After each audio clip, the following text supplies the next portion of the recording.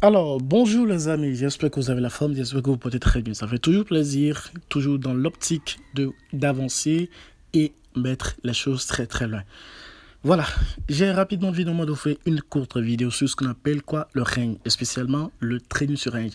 Et il faut comprendre que cette vidéo n'est pas à des fins de conseil d'investissement, non, mais plutôt quoi d'éducation et surtout d'un avis personnel que j'ai voulu partager avec vous.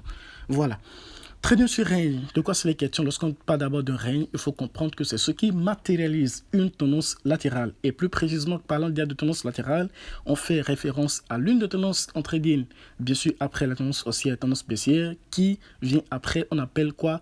La tendance latérale. Cette tendance, généralement, dans laquelle on n'est ni haussier et ni baissier. Une tendance dans laquelle on peut remarquer que pour la plupart du temps, les bougies, ont carrément ou pratiquement les mêmes tailles parce que le volume n'est pas assez suffisant pour avoir un mouvement méga peut-être par le haut ou comme par le bas.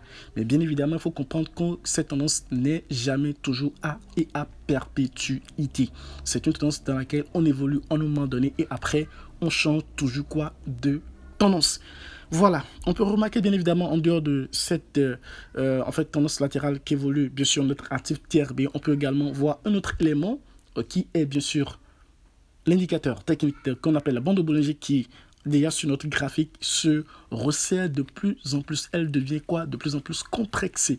Voilà, ce qui veut dire qu'il y a quoi une volatilité en cours de ce produit. Et attention, quand on parle de volatilité, ce n'est pas forcément qu'il y aura un pump.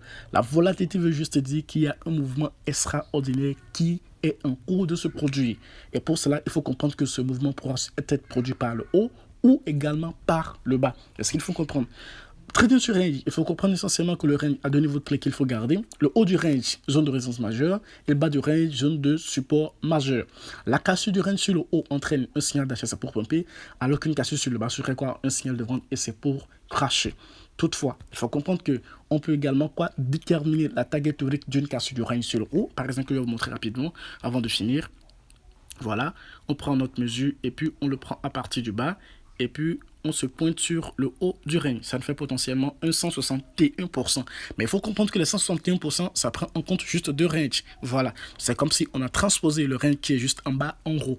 Donc ça veut dire qu'on a pris un ensemble de ranges. Donc pour avoir le pourcentage réel d'un seul range, il faudra faire les 161,29 sur 2. Donc ça nous fera potentiellement quelque chose de 80 quelques pourcents, disons 81% près. Voilà, en termes de pourcentage. Et par rapport au prix, on a la target théorique qui correspond à 27,47. Voilà, trading sur une, c'est ce qu'on peut gagner, c'est ce qu'on peut garder autant pour moi pour l'instant. Merci si vous avez aimé, partagez et puis à très bientôt.